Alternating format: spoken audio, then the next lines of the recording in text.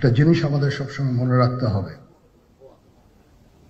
এই বর্বরতা কোনো সেনা সদস্য করেনি, সম্পূর্ণটাই তদানীন্তন বিজিবি সদস্য দ্বারা সংঘটিত। Full stop. এখানে কোনো ইফ এবং বাট নাই। এখানে যদি ইফ এবং বাট আনেন, এই যে বিচারিক কার্যক্রম এতদিন ধরে হয়েছে, 16 বছর ধরে 17 বছর ধরে যারা জেলে আছে, যারা কনভিক্টেড, সেই বিচারিক প্রক্রিয়া ব্যাহত হবে।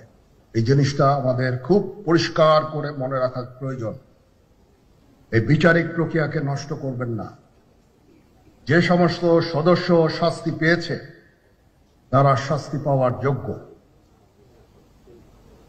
এখানে কোনো রাজনৈতিক নেতৃবৃন্দ এর মধ্যে উপস্থিত ছিল কিনা, ইনভলভ ছিল কিনা, বাইরের কোনো শক্তি এর মধ্যে ইনভলভ ছিল কিনা, সেটার জন্য কমিশন করা হয়েছে। কমিশনের চেয়ারম্যান এখানে আছেন, উনি এটা বের করবেন এবং আপনাদের জানাবেন।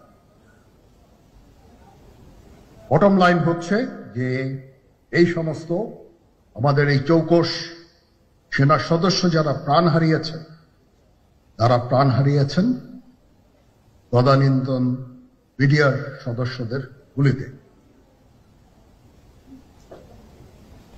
আমরা নিজেরা এই সমস্ত জিনিস নিয়ে অনেক ভিন্ন মত পোষণ করছি। কেউ কেউ এই জিনিসটাকে ভিন্ন খাতে প্রবাহিত করার চেষ্টা করছি। সেটা আমাদের জন্য মঙ্গলজনক হবে না। আজকে যদি এই জিনিসটাকে ভিন্ন খাতে প্রবাহিত করার চেষ্টা করছি, সেটা আমাদের জন্য মঙ্গলজনক হবে না। আজকে যদি আমার যে উপদেশ আমি কিছু দিয়ে যাব, সেটা যদি আপনারা গ্রহণ করেন, আপনারা লাভবান হবেন, আমি এটা আপনাদের নিশ্চিত করছি। আমরা নিজেরা ভেদাভেদ সৃষ্টি না করি, আমরা নিজেরা ইউনাইটেড থাকি। আমাদের মধ্যে যদি কোনো সমস্যা থেকে থাকে, কোনো ব্যত্যয় থেকে থাকে,